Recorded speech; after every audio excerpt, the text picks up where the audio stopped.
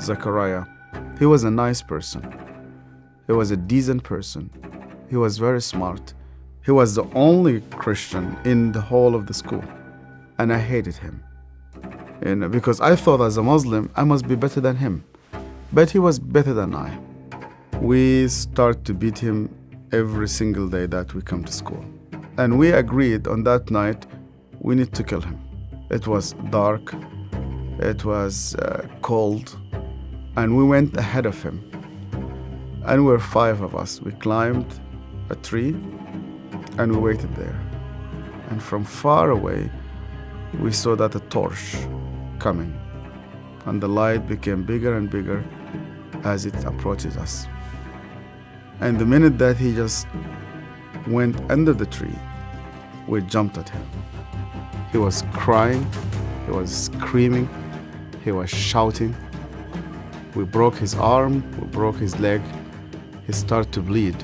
And because he started to scream and begging for help, I put my hand in his mouth so that no noise will come out of it. Similar when you're slaughtering a sheep, it's just shivering, and the others were beating him. I felt very proud. You were actually doing something for Allah. You want to please Him. And suddenly, he could no longer breathe, and we could not hear his voice. We left him in the wood between life and death. We went back, you wash yourself, and you pray. And Zechariah never came back. I've never seen him again. I was born and raised up in a very, very fanatic Muslim family. When I was a child, my father brought me to a Quran school. I was only 8 years old, and my father just dropped me there. They shaved my head. We sat in a circle. The shaykh sat in the middle of this circle, and he has a very long whip. I was forced to memorize the Quran. Every mistake that you do, this whip will just come right in the middle of your head. You're not allowed to cry, because in our culture they tell you men never cry. I was crying every single night. And they told me, you belong to the Islamic Ummah, and that's why you fight for it, you stay loyal to it. I started to hate people, to hate everybody who's not a Muslim. And I especially used to hate the Jews. So I was preparing myself to go and fight for Allah in the jihad. But every night I went to bed, and when we put the light off, I did not know what will happen with me if I die. My cousin was severely sick, and the doctors, they said he's going to die. They gave him only a couple of days. And one day came 2 people. They were Coptic Christians. And one of them wanted to greet me. And then I saw he had a cross. And then I pulled my hand back. I said, well, I'm not going to touch a hand with a cross. And then he said to me, we hear that this child is sick. We would like to pray for him.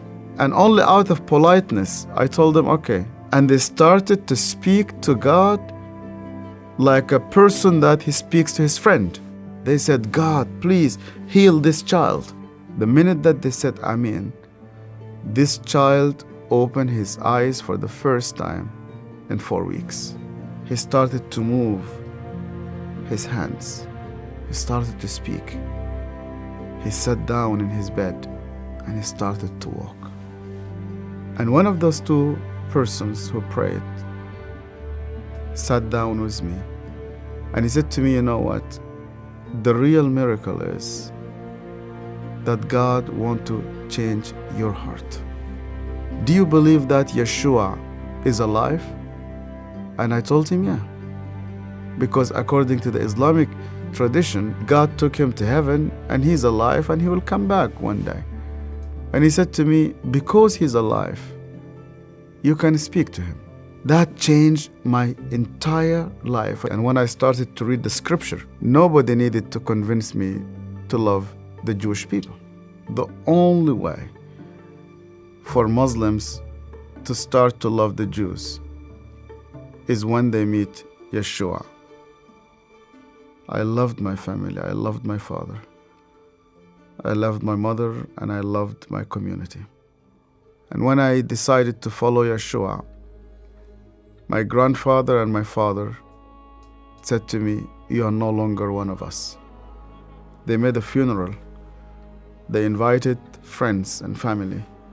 They brought a coffin to the cemetery, and they said, "Our son is dead." To be declared dead with no family. I said to God, "Where are you?" I heard this voice, and this voice told me, "You know that the grave where your name is written, you know that grave is empty. And guess what? My grave is also empty."